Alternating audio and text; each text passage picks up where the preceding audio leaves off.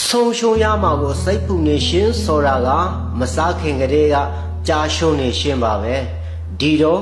ဆုံးရှုံးရမှာကိုလည်းစိတ်ပူမနေပါနဲ့မကြားရှုံးအောင်ပြင်ဆင်ထားရင်လုံလောက်ပါပြီ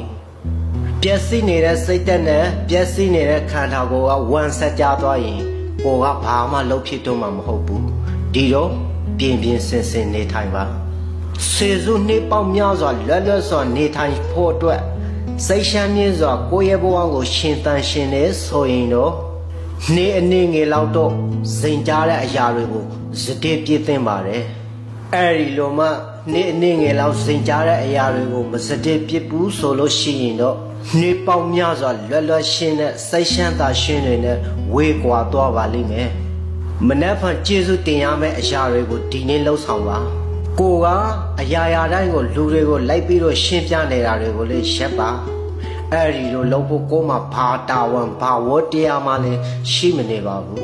ဘဝဆိုတာကတနည်းအားဖြင့်တော့ပကြည်ဆွေးတဲ့ကံပဲတစ်ခုလိုပါပဲဘယ်ကာလာနဲ့ဘာရုပ်ဆွေးရှင်တလဲဆိုတာကတော့သင်အပေါ်မှာပဲမူတည်တာပါကောင်းတဲ့ဘက်ကိုပြောင်းလဲရတယ်ဆိုတာကအစားပိုင်းတော့တိတ်ကိုခက်ခဲပါတယ်အလေပိုင်းတော့ချုပ်ထွေးလွှမ်းလာပါတယ်နောက်ဆုံးမှာတော့တိတ်ကိုလှပတဲ့အရာတွေကိုဘဝထဲကိုရောက်လာပါလိမ့်မယ်သိထားပါလွယ်နဲ့ရတာလေကြာမခံသလိုကြာခံတဲ့အရာတွေကလည်းလွယ်နဲ့မရနိုင်ပါဘူးသံဒိဋ္ဌံချားရှင်ကစတင်စေတယ်စိုင်ဆမ်းမပြတ်လှုပ်ဆောင်ရှင်ကတော့နေရာတစ်ခုကိုရောက်စေတယ်ဇွေနဘေးချီရှင်ကတော့ဆက်ပြီးတော့မှတွားစေတယ်ဒီရဲ့နောက်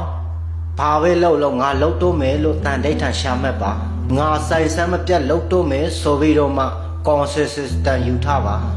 အသေးလေးစ조사မှုတွေနဲ့ပိုကောင်းတဲ့မနက်ဖန်စီကိုတွားဖို့ဒီနေ့ကိုစတဲ့ပြစ်ပါ